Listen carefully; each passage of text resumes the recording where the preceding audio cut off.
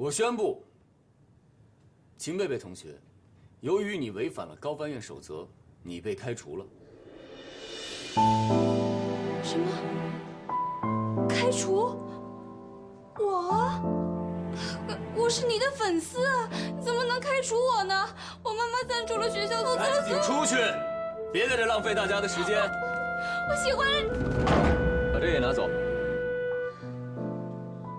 你们给我听着，在高翻院别给我来这虚的，在翻译现场，没有虚的，只有真才实学。所有人都可以开除我，但是你不可以。我喜欢了你那么多年。自己犯的错误自己负责任，在翻译中也是一样的，不要指望你的搭档为你的失误买单。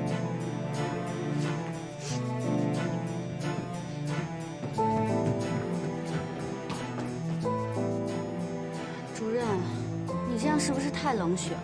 那你算什么？热血青年？还是同情心泛滥？我告诉你，秦贝贝是因为违反了高翻院守则，直接被开除。你今天面试迟到，虽然没被开除，但也是0分。高翻院不要一群猪的队友在一起抱团取暖，我要的是精英部队。下面我点名，挨个来面试。1号，乔飞，跟我来。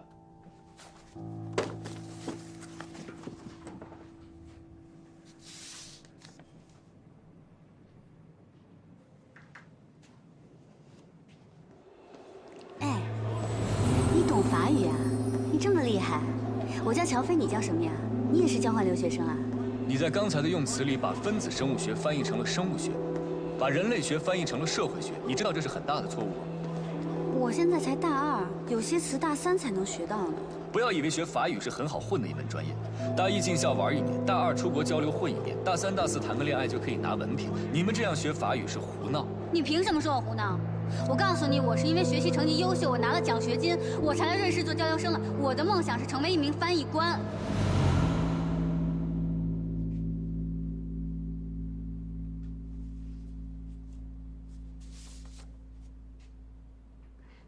主任，您不会真的给我0分对吧？您就说说气话。那一天和那天没有半毛钱的关系，我说的是1分钟的事儿。你今天迟到了1分钟。我是迟到了1分钟，但是我刚才看守则上写，迟到3分钟以内都是可以接受的。所以我没有直接开除你，但是面试怎么打分由我来决定。咱们之前也算是认识了哈，您再给我一次机会。别跟我嬉皮笑脸的，动手动脚，坐那儿。我给你机会，就是对别的考生不公平，知道吗？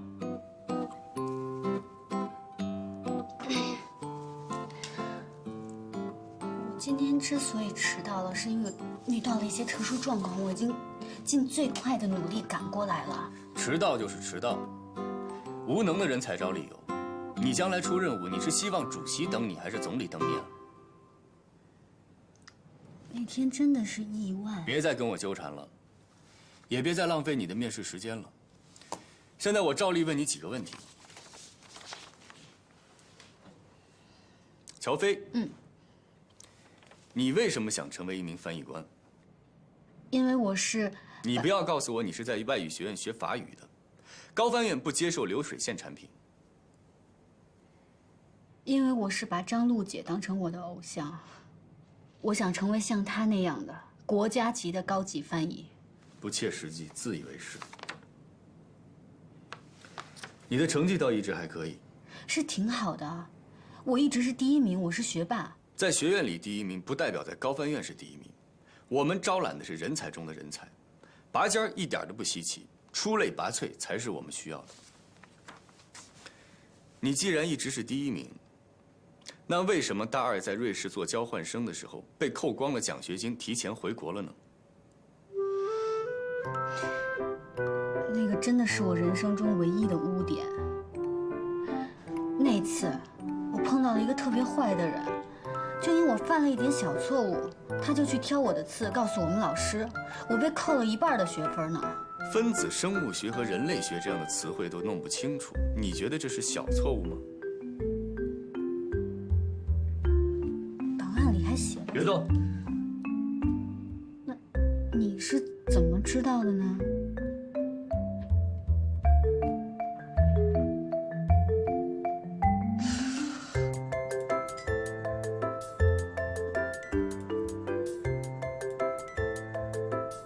当时在苏黎世给我挑刺的那个坏人，就是你吧？是不是你啊？我说你怎么一直戴着有色眼镜看我呢？你挖了坑在这儿等我呢。我视力很好，从来不戴眼镜，而且我看人也非常的准。当时我就告诉过你，你不适合做翻译。真的是你啊！你说不适合就不适合，你凭什么这么早给我下判断呢？你要再这么跟我纠缠，你就是影响面试。按照守则，我现在就可以开除你。高翻院是你们家开的，你说开除就开除。我在这坐着好好的，我怎么影响面试流程了？好了，你的面试时间到了，请你出去。面试一共2个半小时，150分钟，15位考生，每个人10分钟。你进来刚好已经10分钟了。您忘了您刚才开除了那个粉丝吗？现在是14个人，每个人有将近11分钟的时间，所以我还有时间在这儿跟您把面试做完。加减乘除算得不错呀。数学是数学老师教你的。行，你还有什么想跟我讨论的？今天迟到了1分钟，确实是我的不对。我没有预留出来意外发生的时间，所有的过错我自己来承担。但是我想问您，如果是您的话，在外事活动中迟到，您会怎么办？我绝对不会迟到。如果万一呢？没有万一。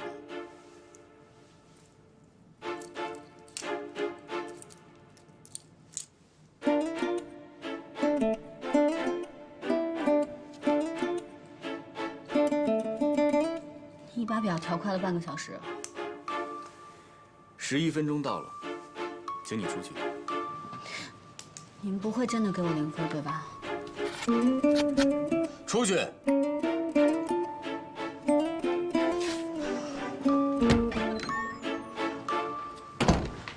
小飞，怎么样？题难不难？怎么样？怎么样？他什么题都没跟我出，就给了我面试0分。0分？那怎么办呀？你现在面试成绩为0，那这下都得靠笔试了。我怎么知道怎么办啊？他这个人魔就是想故意刁难我。我乔飞要是被他程家阳赶走，我就不姓乔。下一位，郝哲做准备。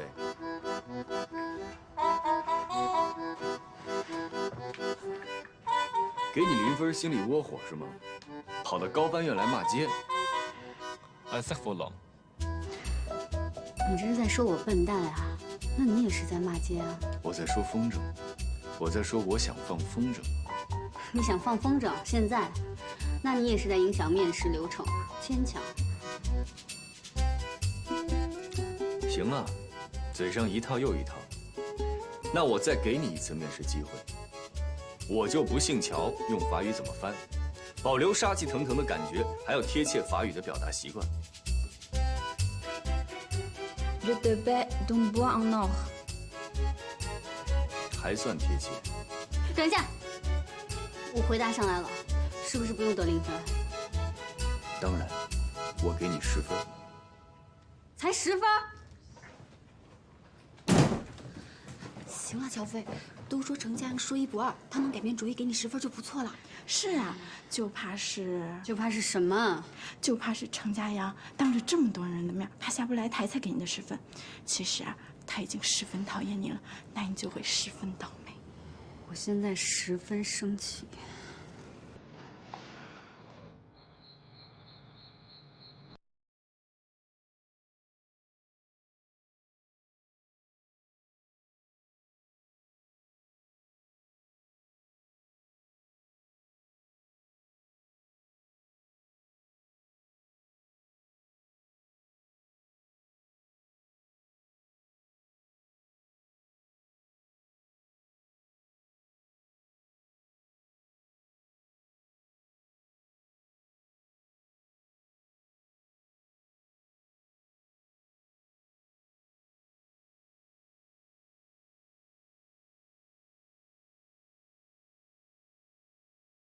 呀，就是太倔、太拧。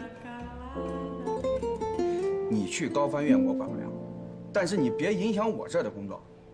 我1周4个晚上，你要是来不及，你就给我走人，更别想跟我提前预支工资。我知道，我肯定会来的。您千万别把我炒了，我就指着这点生活费呢。知道就好。我知道你们家的情况特殊，你打个工不容易，但是你要知道这个勤工俭学4个字儿，哪个最重要？啊？学。是勤劳，懂吗？赶紧干活去。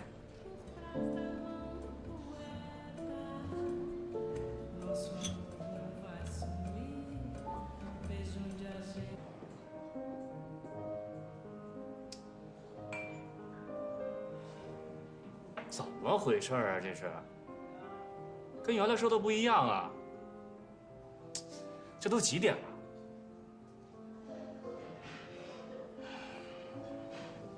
千金小姐架子大是吧？听说还是个学法语的，是不是很优雅那种？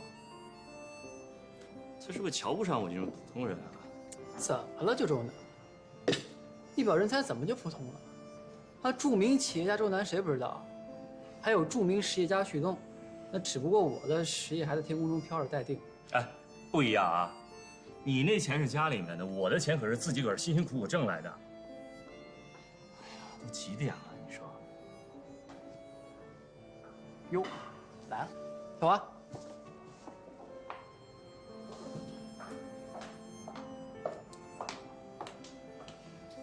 不好意思啊，旭东，让你跟你的朋友久等了。没事儿，周南，我特好一哥们儿，大美女文小华，美女加才女，上街女神。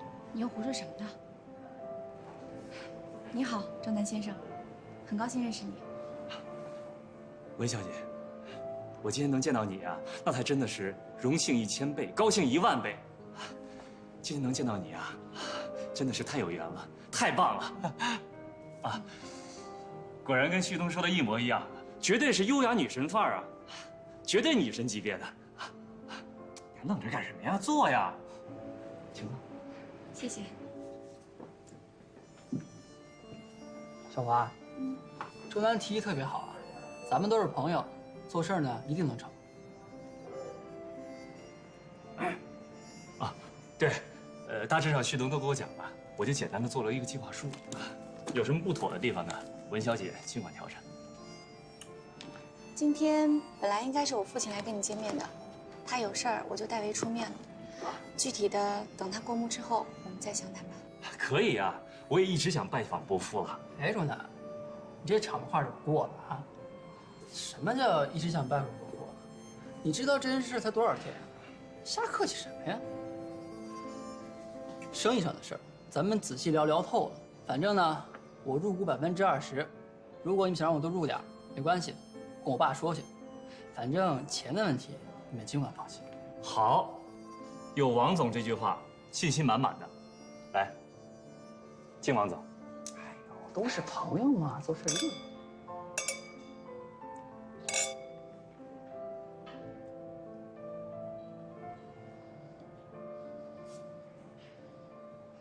昨晚1点钟翻墙回来，被我逮个正着，这不是第一次了，经常晚归，住宿费到现在还没交，就剩他一个了。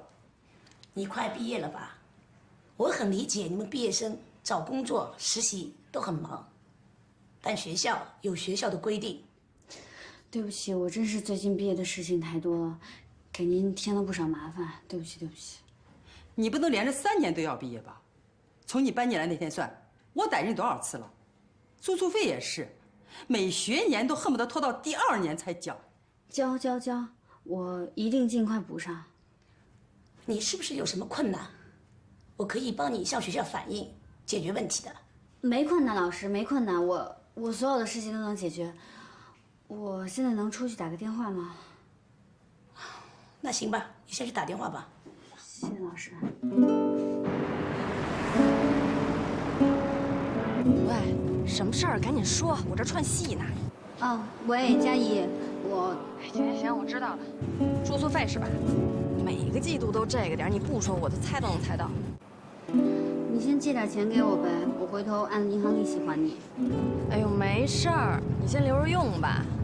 你放在我这儿呢，不靠谱，还不如借给你呢。要多少啊？这回5000，你有吗？1000是住宿费，还有4000。哎呀，我的学费都是系里帮我垫的，我自己攒的也差不多了，还有4000块钱。行，5000没问题。家爷，我刚发劳务费，钱我马上打给你。但是你得答应我一条件。我今天吧，刚把我那经纪人兼助手给炒了，我觉得跟我接那戏太不靠谱了。你呢，交完住宿费以后，收拾东西来我家，咱俩一人一间房子，我保证平时没什么事儿，我绝对不打扰你。你爱干嘛干嘛，爱几点回来几点回来，我也肯定不打扰你学习。但是，在我有需要的时候，你必须要充当我的经纪人兼助手。我知道你最近忙，能不能帮帮你姐们儿，行不行啊？我保证，没什么事儿，我肯定不烦你。好，我知道了。那行，就这么说定了。我这儿来一电话，先不跟你说了。周末下期我找你去，啊。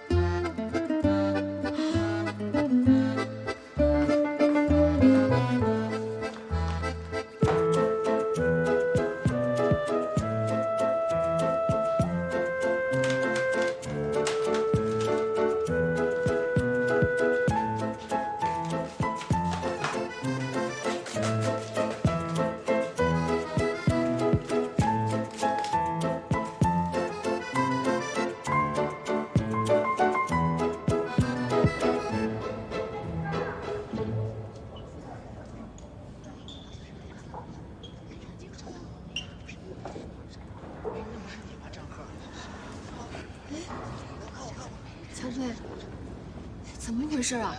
合格线110，你总分超了呀，怎么没被录取？你是不是得罪什么人了？乔峰，我估计你就是得罪那程家阳了，他外号叫人魔，你敢跟他叫板，他肯定卡你。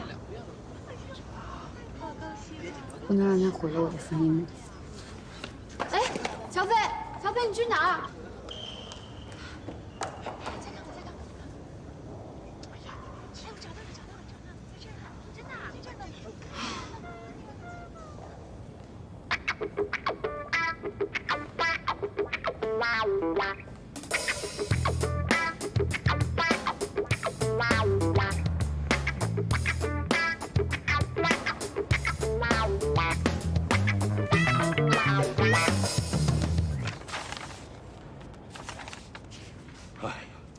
笔试第1，可惜了，可惜了。佳阳，你是不是太严厉了？程主任也没想到今年院里的评分标准变了呀。迟到就是迟到了，给他见习实习资格吧。我就知道，他还是爱才的。这样的好成绩，在我们高翻院，我记得只有1个人拿到过。我当年没那么高，那肯定是佳阳了。你佳阳是直升的，没进过实习考。那会是谁啊？哦，我知道了，小华。谁在说我啊？哟，小华回来了。什么时候回来的？也不说一声。佳阳没跟你们说吗？是他去机场接的我。我这个弟弟啊，真是的。你又没回来上班，我没必要什么都跟大家说吧。田主任，高翻院还欢迎我吗？当然欢迎，回来带项目组吧。我还是先做讲座吧，我刚回来，项目组压力太大了。也好，这个学期你就开讲座，1个礼拜安排2次，如何？好。没诚意。我们要找开讲座的老师，去外语学院找不就行了？哎，佳阳，小华的讲座跟别的老师不一样，他在法国待过，又在瑞士那么久，还懂商务这一块，一定大受欢迎的。那不一定呀，杠上了。他呀，就是这么孩子气。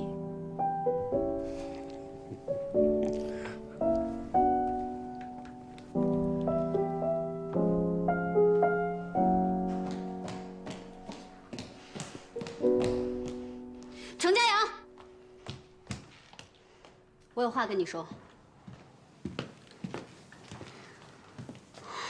我问你，你是不是临时改了达标要求，故意把我淘汰了？你觉得你自己这样很厉害吗？你毁了别人的梦想，很开心吗？乔飞，请你冷静一点。我没办法冷静一点。你知道我为了进高翻院，我已经整整努力了7年了，就是因为我不知道什么时候得罪了你，你就要把我刷了。你如果是因为法语水平把我淘汰了，我没话可说。你这样报复我，你就是下三滥。下三滥？谁下三滥？我说的就是你。我笔试分数125分，就算你面试只给了我10分，但是我135分也超过及格线110分了。你为什么要淘汰我？本来我没有必要告诉你，但是既然你问我了，那我就告诉你，今年达标不只要求总分，还要求面试、笔试双达标。你的面试不及格，所以不予录取，明白了？以前总分超过及格线就可以了，为什么今年要双达标？还不是用来针对我的？针对你？你以为你是谁呀？高翻院没你不行吗？地球没你不转了吗？我告诉你，这里是高翻院，不会迁就任何人。你的面试不及格，就是不予录取。难怪他们说你是变态，说你是成人魔。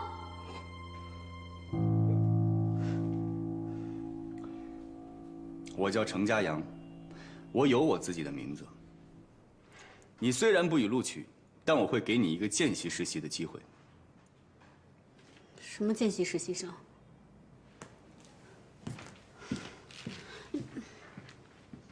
啊，这位同学，程主任的意思就是说，不算正式实习，但同样参加实习期间的3次淘汰考试。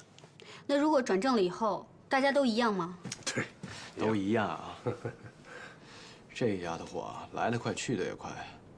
我正好安排实习生分组，来吧，你跟我过来。我看看啊。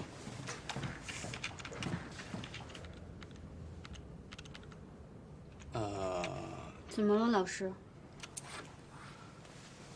你的同学们都已经选好分组了，然后梅梅老师那儿也满了，所以我不带他。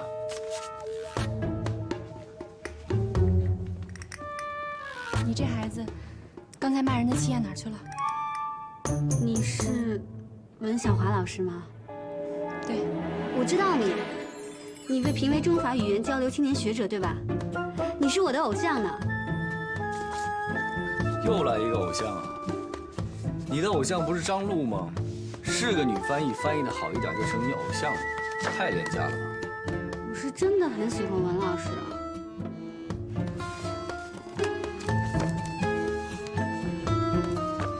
主任，是我太冲动了。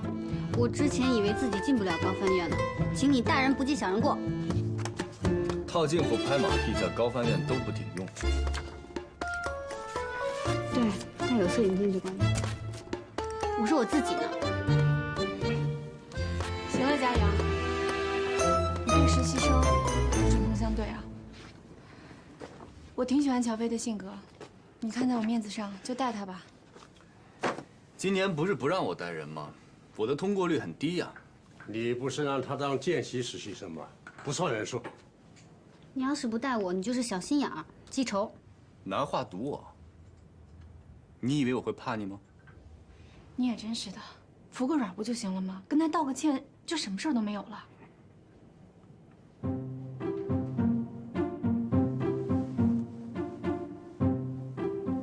安塞佛朗。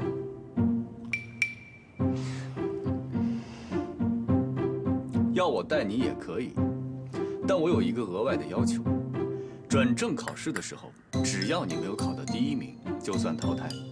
接不接受随便你。我接受，我一定会努力考到第1名的。1，我对你的努力没有丝毫的兴趣，你淘汰只是早和晚的问题。2，高翻院法翻组的学生一律不许迟到。3，高翻院的规则都给我记下来。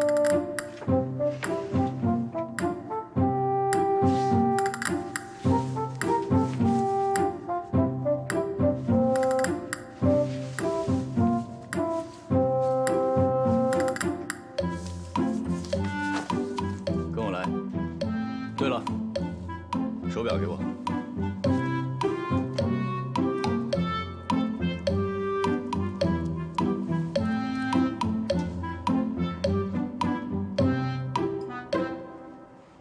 调快了半小时。我说过不会再迟到了。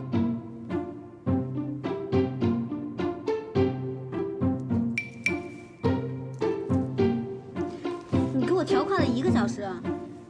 因为你迟到过。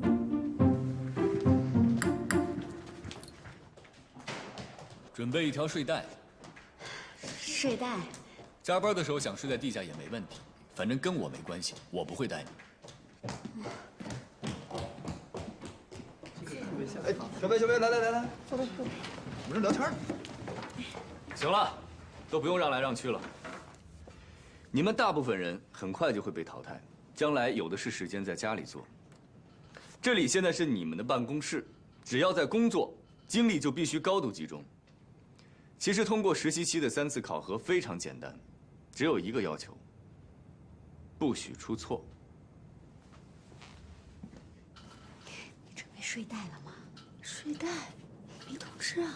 人模要给我发睡袋了，我估计下次要给我发骨灰盒了。谁还在小声说话？谁说话谁就给我出去。现在你们已经是实习期了，一切靠自觉。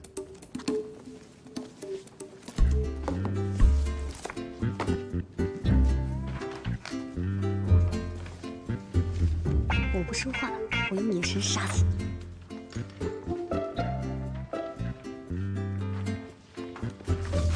魔鬼式训练开始了。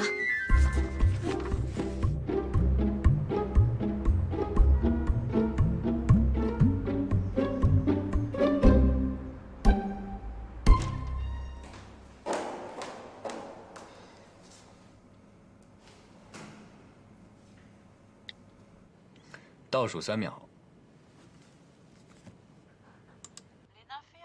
Les Naféas sont une série d'environ 250 peintures à l'une élaborées par Claude Monet, impressionniste français pendant les 31 dernières années de sa vie. Ces peintures représentent le jardin de fleurs et plus particulièrement la bassin de nénuphar. 这种内容还行吧？对啊，你这种训法，万一把他弄得没有自信了怎么办？这种跟读，就算不懂法语的人都能蒙得1、2句，有什么坏自信的？ Également dans d'autres œuvres comme la Lune de la Sierra Nevada Saint-Lazare.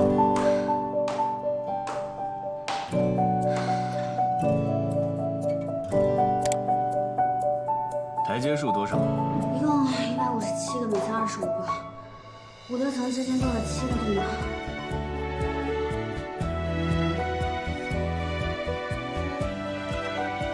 去帮我买5杯咖啡回来。你们喝什么？那幸亏我不是你的实习生。不喝算了。我要1杯热巧克力，半糖少奶。拿铁多1包糖，谢谢。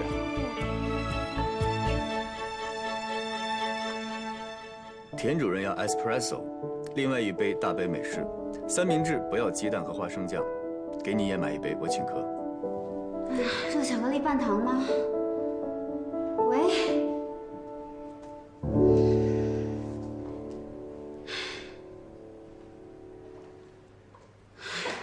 老大，我祝你长命百岁，永不退休。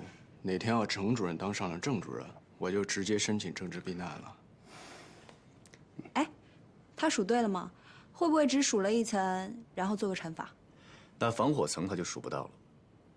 还有防火层啊？我怎么不知道啊？我也不知道啊，谁没事走楼梯数台阶玩啊？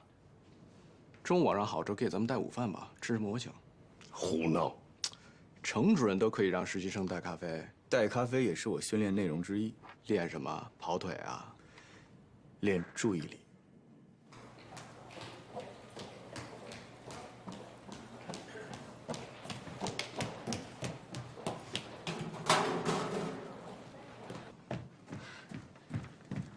主任，热巧克力半糖少奶，拿铁多1份糖，然后还有浓缩美式、三明治。 不要花生酱和鸡蛋，对吧？谢谢。刚才你在楼梯间听到的音频内容是什么？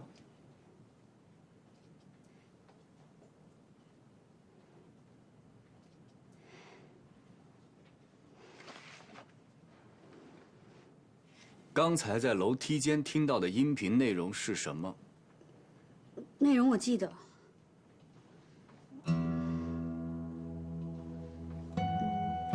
中途替我去买了杯咖啡就全忘了？那我们训练的目的是什么？学会分配注意力，学会在复杂的环境中，把注意力放在重要的事情上。继续。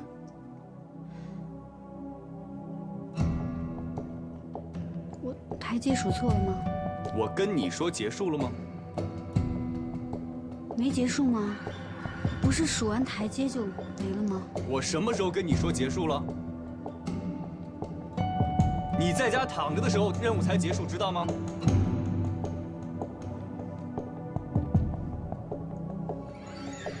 是你说请大家喝咖啡的。我们招的不是跑腿的，我们花这么大的力气培训你们，不是让你们去买咖啡的，而且是你主动同意接受高难度附加考核。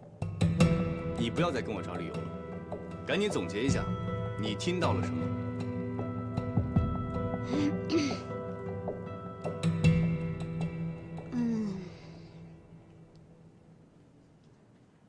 是莫奈作品的，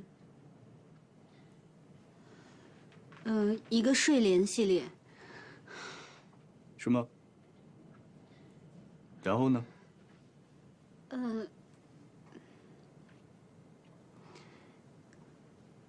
还有一个圣什么火车站，对不起，主任，名字我没记住。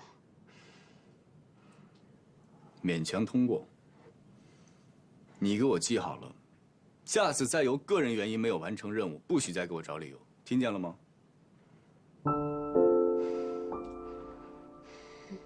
赶紧记下来，迅速给我翻成法语。李雷，我们的实习生现在是不是在训练室练视频跟读呢？我去看看。走，我跟你继续。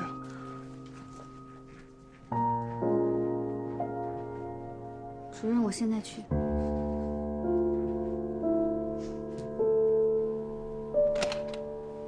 哟，你在啊？专注写报告30年。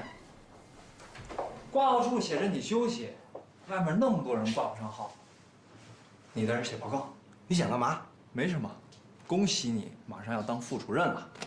这能挂号吗？挂号在1楼。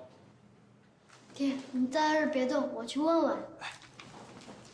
高佳明，你别以小人之心躲我，我问心无愧，我压根儿就没看过你的临床数据报告，只是凑巧和你选了同一个方向。凑巧。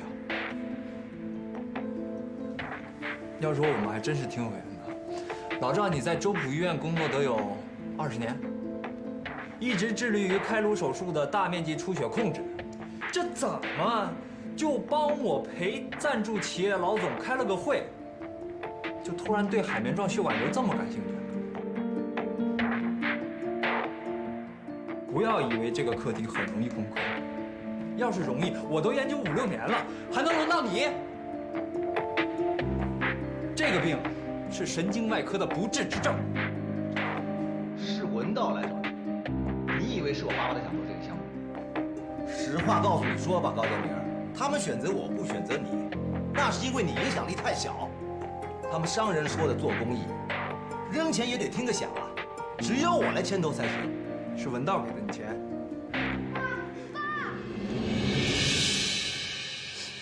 我的病是个不治之症。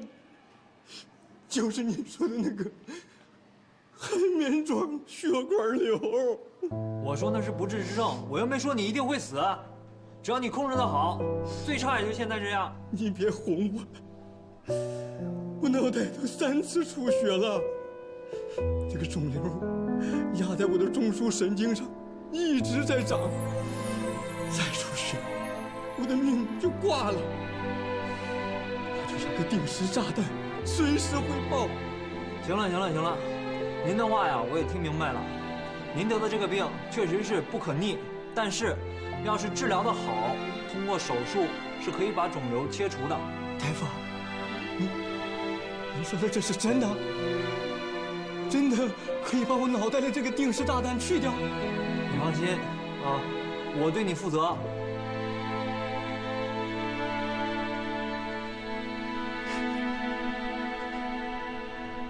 不完善的基础设施和不易贸易的货物，不易被贸易。哎，乔飞，你怎么没去吃饭？没胃口。你上午的事我们都听说了，太惨无人道了。怎么，是不是又给你布置作业了？画卷舌印，数着台阶跟读，不能数错，不能读错。要买4杯咖啡，有的加糖，有的不要糖。少奶不加花生酱，不加鸡蛋。我哪知道这是陷阱还是任务啊？买完以后呢，跟你说让你背诵全文，对，就是艺术评论。我跑腿买了咖啡，我还要给他背诵全文。哎，乔飞，你没事吧？你的脸好红啊！好着呢，38度恒温杀菌。哎，要不这样，你去请个假，你跟主任请个假，完了祝福家吃点药。好呀，那你帮我请好不好？如果去跟那个成人模请假的话，他肯定会说：“乔飞，任务期间你怎么能够生病呢？为什么记不住我说的话？不要因为个人原因影响工作，不要找任何借口，是不是？”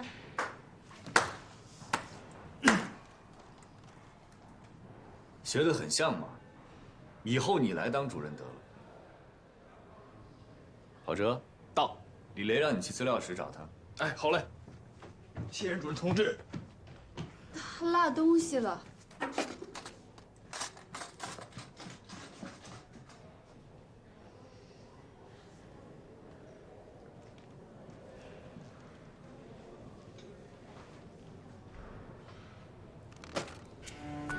吃吧。说不下。抓紧一切时间休息，保存体力，这也是命令。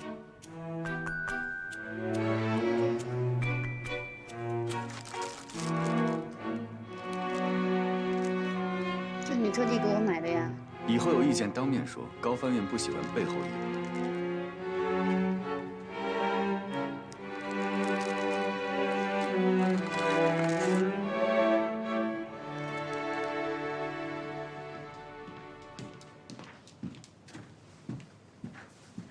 这么快吃完了？不吃了，减肥。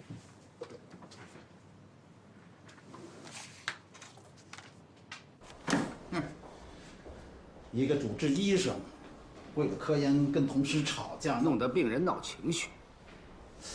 我说你是怎么了？主任，你消消气啊！这个项目啊，对我来说意义很特殊。高佳明，在患者面前你是个医生，说话得掂量掂量。那个患者的血管瘤在脑部什么位置，你搞清楚了？这个人他脑子里面长了个瘤子，就相当于一颗定时炸弹安在他的脑袋里。我给了他希望，给了他勇气，让他能够活在这个世界上。给你放2天假，回家去好好想想这个事儿。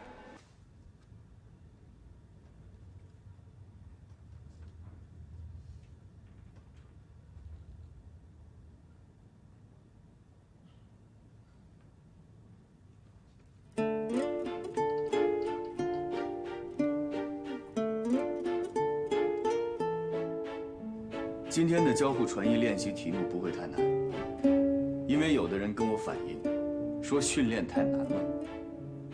太难了。如果这种训练你还觉得难的话，那只能说明你的专业水平有问题，你需要加强你的专业训练。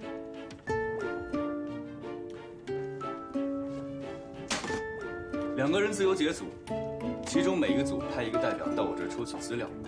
1个人戴着耳机跟着听读，另外1个人根据搭档的听读进行翻译。2分钟换一次角色，先是2组。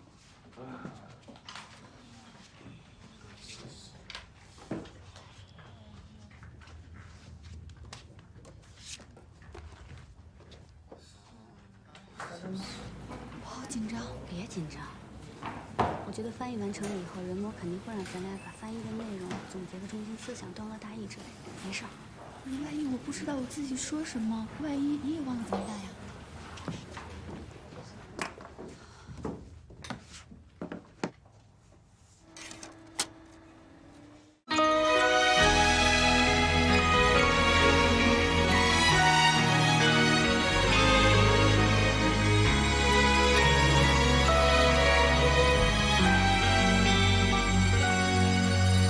爱像奔跑的蜗牛，晃悠悠，背囊里预备的温柔，精心保留，在拥挤人群里等候，频频回首，直到你出现才罢休。